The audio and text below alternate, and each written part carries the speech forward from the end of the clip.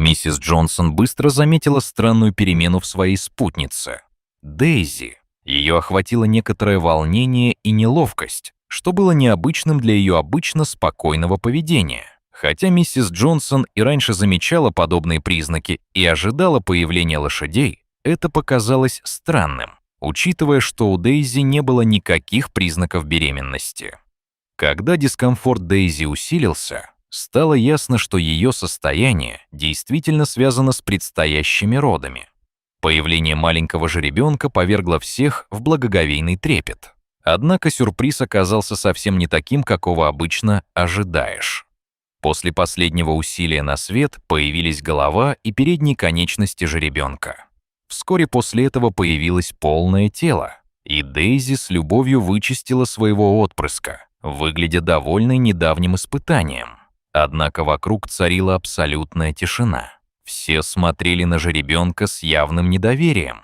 Такого исхода никто не ожидал. У доктора Томпсона, ветеринара, которому доверяла семья, было суровое выражение лица. Как ни странно, он пока ничего не сообщал клану Джонсонов.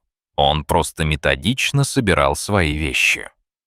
«Доктор Томпсон», — осторожно спросила миссис Джонсон, «у вас есть для этого причина?» В ответ он издал лишь приглушенный звук. «Что происходит?» — начал ветеринар. «С сожалением сообщаю вам, что это не культ». Миссис Джонсон была ошеломлена. «Это был не жеребенок», — подумала она. «Что еще это могло быть?» Но что же на самом деле было о потомстве Дейзи? Почему ветеринар вел себя так странно? И как вообще получилось, что Дейзи забеременела? В причудливой деревушке, затерянной в зелени сельской местности, находилась очаровательная ферма, принадлежащая семье Джонсон. На протяжении многих поколений род Джонсонов руководил их сельскохозяйственной деятельностью, и их заметная привязанность и преданность своему зверинцу, в особенности любимой кобыле Дейзи, прославлялись во всей их общине. Дейзи, привлекательную черную лошадь с мягким нравом, любили все в деревне. Дейзи никогда не спаривали для разведения, поскольку Джонсоны держали ее в основном как животное-компаньона. Поэтому солнечным весенним утром они неожиданно обнаружили, что Дейзи ведет себя странно. Она беспокойно металась по вольеру, ржала и била копытцами по полу, что по всем признакам указывало на ее беспокойство. Миссис Джонсон, опытная владелица лошадей, уже сталкивалась с подобными признаками и предположила, что Дейзи, возможно, рожает, что, учитывая отсутствие признаков беременности, было крайне непредвиденным. Родственники Джонсонов удочерили Дейзи за несколько лет до этого от коллеги, который управлял фермой в паре деревень дальше. Предыдущие опекуны Дейзи не могли больше содержать лошадь, но позаботились о том, чтобы о ней заботилась семья. Как только Джонсоны увидели Дейзи, они сразу поняли, что у них на ферме для нее достаточно места, и они могут обеспечить ей прекрасную жизнь.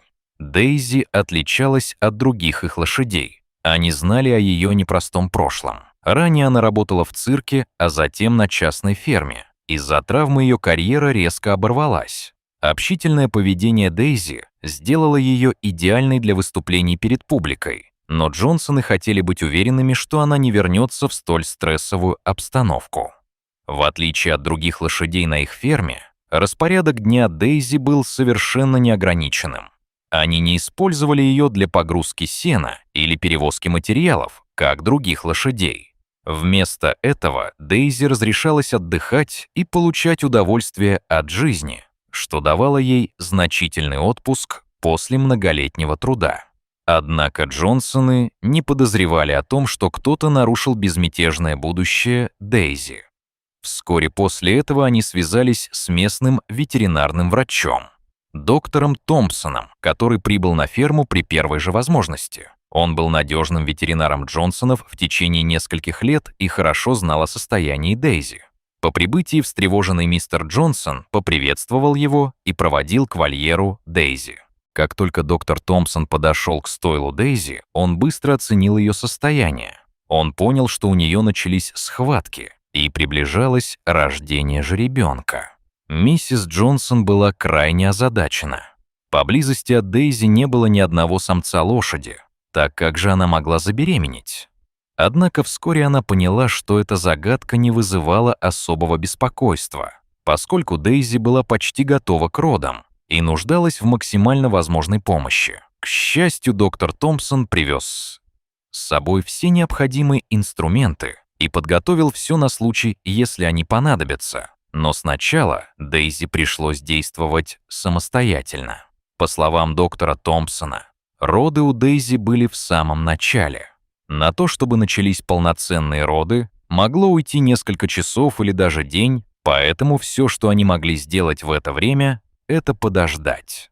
Но миссис Джонсон не сидела сложа руки. Ей нужно было выяснить, кто отец будущего жеребенка Дейзи. Возможно, это дало бы представление о характеристиках жеребенка.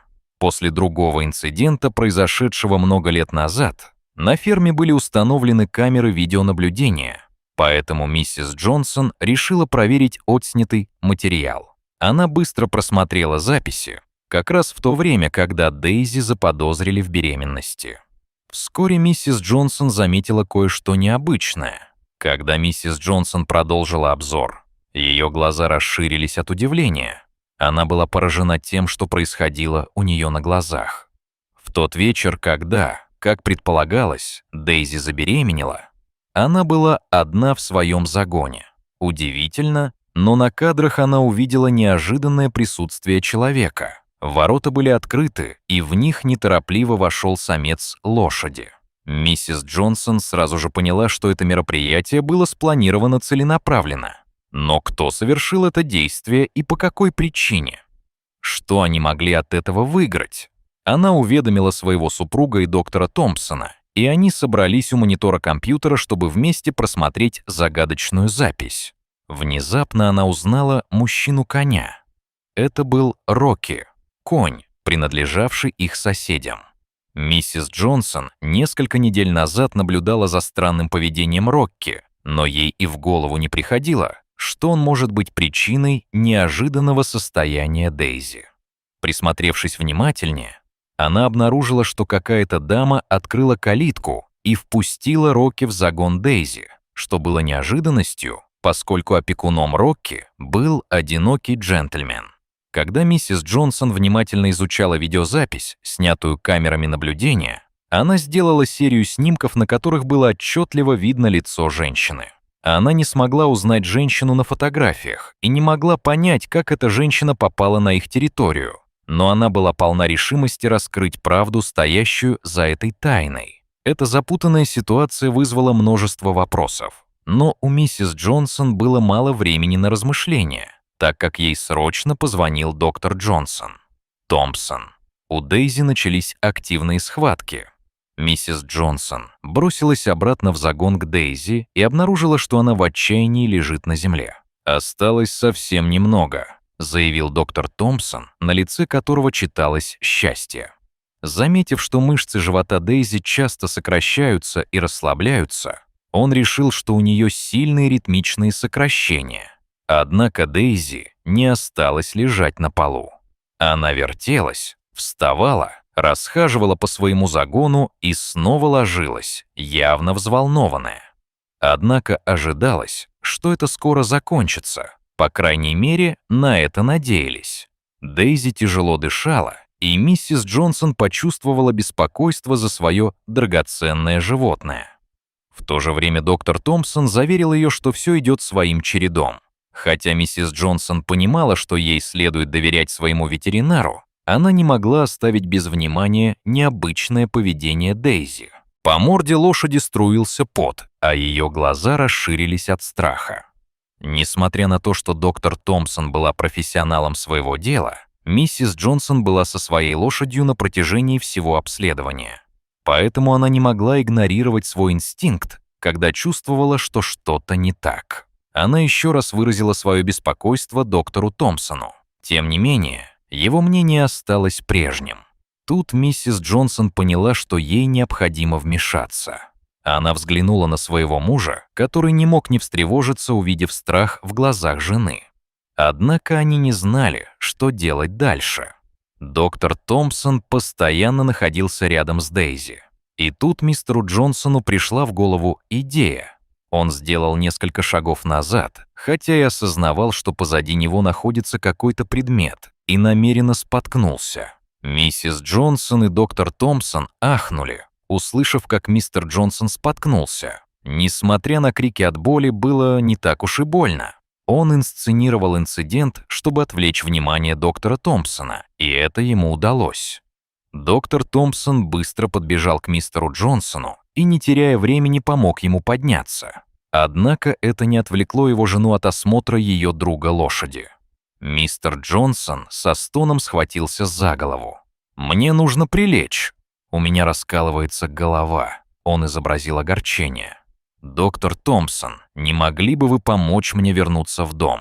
Доктор Томпсон, стоявший рядом с ним и поддерживавший его за руку, не смог отказать. Он попытался подать знак миссис Джонсон, чтобы она сменила его, но она молча встретила его взгляд.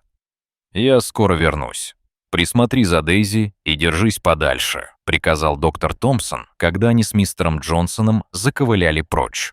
Однако миссис Джонсон не собиралась следовать указаниям. Она считала, что ее лошадь нуждается в нежном общении, поэтому она медленно вошла в конюшню Дейзи. Миссис Джонсон двигалась нарочито медленно, чтобы никто не испугался, пока Дейзи была встревожена. Однако она также искала любую информацию, которая могла бы раскрыть личность незваного гостя, вторгшегося на их территорию. Важно было действовать быстро. Ей нужно было найти какие-либо улики до возвращения доктора Томпсона. Миссис Джонсон начала свои поиски, перебирая бочки с сеном и осматривая пол в поисках вещей, которые мог оставить нарушитель. Однако ее поиски ничего не дали. Она решила продолжить поиски, но затем поняла, что ее внимание требует нечто более важное. Как только миссис Джонсон нежно положила руку на спину Дейзи, дыхание лошади начало стабилизироваться. Она нежно заверила Дейзи, поглаживая ее по спине успокаивающим движением. Затем миссис Джонсон осмотрела хвост Дейзи и отметила, что ее жеребенок вот-вот должен появиться на свет. Но что-то было не так. Роды у Дейзи продолжались довольно долго, а жеребенка все не было видно. Наблюдая за тем, как Дейзи напрягалась при родах, миссис Джонсон поняла, в чем настоящая проблема. Жеребенок находился в неправильном положении. Это осложнение было серьезным и не могло пройти само по себе. Они должны были оказать Дейзи помощь, иначе последствия могли быть опасными для жизни как матери, так и жеребенка. Когда доктор Томпсон вернулся, миссис Джонсон быстро проинформировала его о своих выводах. Ветеринарный врач признал серьезность ситуации и в конце концов уступил. Он согласился с миссис Джонсон в том, что крайне важно как можно скорее помочь новорожденной лошади занять более выгодное положение. Каждая секунда была бесценна. Доктор Томпсон немедленно попросил о дополнительной ветеринарной помощи, учитывая срочный характер обстоятельств. Впоследствии на ранчо прибыла группа ветеринаров, чтобы оказать помощь во время сложных родов. Доктор Томпсон и его команда экспертов в области охраны здоровья животных неустанно трудились, применяя свои обширные знания и инструменты, чтобы облегчить Дейзи процесс родов. Они тщательно оценили позу молодой лошади и пришли к выводу, что она была выставлена в ягодичном положении, что означало, что она должна была появиться сначала задними конечностями, а не головой вперед. Это создавало сложную ситуацию, которая требовала немедленного вмешательства, поскольку могла привести к осложнениям, ставящим под угрозу благополучие как Дейзи, так и новорожденного. С предельной точностью доктор Томпсон и его команда умело вывели жеребенка с ягодичным предлежанием в нужное положение для родов. Они использовали мягкие, но уверенные движения, следя за тем, чтобы ноги малыша были правильно расставлены, чтобы ограничить потенциальный вред Дейзи или жеребенку. Это была деликатная и ответственная процедура, которая требовала быстрого принятия решений и умелых рук. «Я совершенно не понимаю, на что вы намекаете», — сказал он, явно озадаченный ее воинственностью. «Что ж, я объясню», — решительно заявила миссис Джонсон. Она прошла через дверь и поставила свой ноутбук на стол. «Сделай мне одолжение. Объясни это», — попросила она, включив воспроизведение видеоклипа. Филипп был ошеломлен. В кадре был показан его жеребец, но он не имел никакого отношения к бедственному положению Дейзи. Он попытался убедить в этом миссис Джонсон, но она не обратила на это внимания. Она была в ярости. Филипп, однако, еще раз осмотрел снимок и на этот раз обратил внимание на деталь. «Подождите», — внезапно выпалил он. «Я могу опознать эту руку». Но вместо того, чтобы ответить ей, он решил промолчать. «Мисс Джигс». Миссис Джонсон спросила, чья это рука. Вопрос о личности женщины повис в воздухе. Филипп казался убитым горем, как будто рассказать правду было для него непосильной задачей. «Это моя маленькая девочка», — пробормотал он. По какой-то необъяснимой причине она поместила Рокки и Дейзи в этот загон. Миссис Джонсон сгорала от желания продолжить расспросы, но ее внимание привлек резкий звонок. На другом конце провода был доктор Томпсон. Вот-вот должен был появиться жеребенок. Она без промедления поспешила обратно на ранчо. Филипп следовал за ней по пятам. Прибыв на место происшествия, доктор Томпсон начал расспрашивать, что вас задержало. Дейзи теряет большое количество крови. Жеребенок должен появиться на свет сию же минуту. Маленькие конечности уже проявлялись, но Дейзи была истощена из-за продолжительных родов. Ей не хватало жизненной энергии, чтобы двигаться самостоятельно. Поэтому доктор Томпсон закрепил уникальную цепь на конечностях новорожденной, намереваясь помочь Дейзи. Он осторожно осмотрел ее живот. С каждым вдохом он осторожно тянул, отчего ситуация становилась все более напряженной. По лбу доктора Томпсона стекали струйки пота, когда он снова осторожно тянул при следующем вдохе. Наконец казалось, что у них что-то получается. Постепенно жеребенок начал появляться на свет, несмотря на то, что Дейзи, казалось, держалась молодцом. «Выкладывайся по полной, Дейзи!» Доктор Томпсон уговаривал ее сделать последний рывок, готовясь к последнему рывку, в котором он отдал все, что у него было. Затем жеребенок упал на землю. Все присутствующие вздохнули с облегчением. Однако первоначальное облегчение быстро сменилось беспокойством, когда жеребенок остался лежать неподвижно.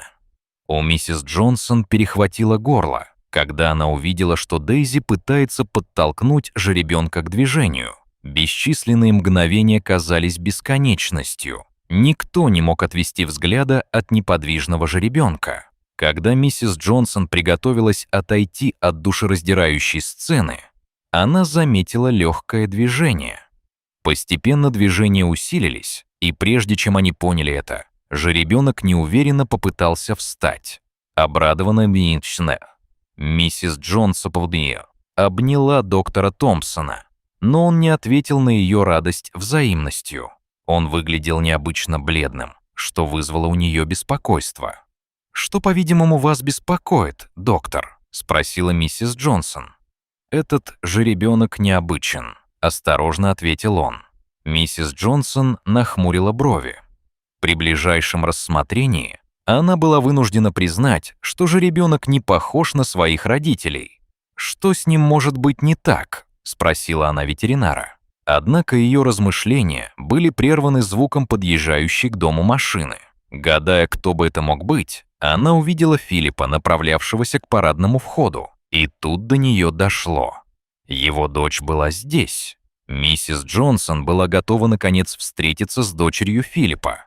Получив результаты, Тилли была совершенно ошеломлена. Миссис Джонсон, будучи экспертом по лошадям, была в равной степени поражена мотивами Тилли. Миссис Джонсон знала, какую высокую цену может стоить редкий жеребенок. Однако, поскольку именно ее кобыла родила жеребенка, она по праву владела им. Тилли, должно быть, не продумала это до конца. Рокки был не просто среднестатистической лошадью. Он был любителем безделушек, чрезвычайно редкой и дорогой породой. Понимая это, наряду с моими собственными финансовыми трудностями, Я лелеял надежду на получение существенной прибыли. И все же я слишком дорожил Рокки. Отпустить его было немыслимо. Поэтому я заставил его спариться с Дейзи. Оглядываясь назад, я понимаю, что этот план был безрассудным, и я осознал это, когда было уже слишком поздно что-либо предпринимать. В мгновение ока миссис Джонсон обдумала все варианты и пришла к выводу, что у нее действительно есть то, чего она так жаждет от Тилли, чтобы положить конец этому ужасному испытанию. Ее главной заботой было благополучие ее лошади и новорожденного жеребенка, и поэтому она обратилась к звонившему с единственной просьбой.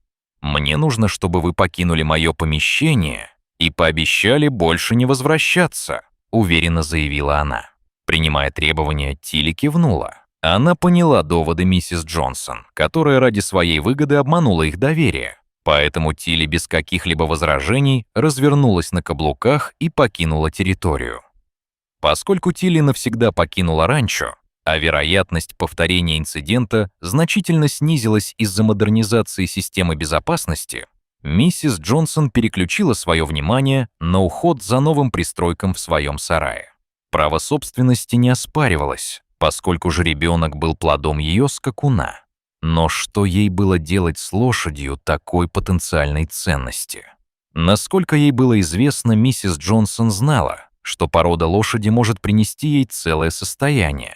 Но денежные выгоды были далеки от ее интересов. После печальных событий ее мысли были заняты исключительно благополучием и безопасностью животных на ее ферме, без каких-либо дополнительных нагрузок на их существование. Миссис Джонсон окрестила малышку Дороти. Это имя греческого происхождения, что означает «дар Божий». Рокки тоже иногда разрешалось работать в поле вместе с ними. Миссис Джонсон никогда не выставляла Дейзи и Дороти на продажу, хотя у нее были определенные надежды на будущее для Дейзи. По прошествии лет миссис Джонсон заметила, что Дейзи все больше нуждается в компании. После многолетних выступлений на выставках она поняла, что Дейзи нуждается в более активной компании. Дейзи скучала по общению с людьми. Чтобы удовлетворить эту потребность, миссис Джонсон организовала на своей земле контактный зоопарк. Люди приезжали издалека, чтобы познакомиться с ее лошадьми и домашней птицей. Дейзи, обрадованная таким вниманием, дожила до конца своих дней, ежедневно встречая восхищение бесконечного потока людей.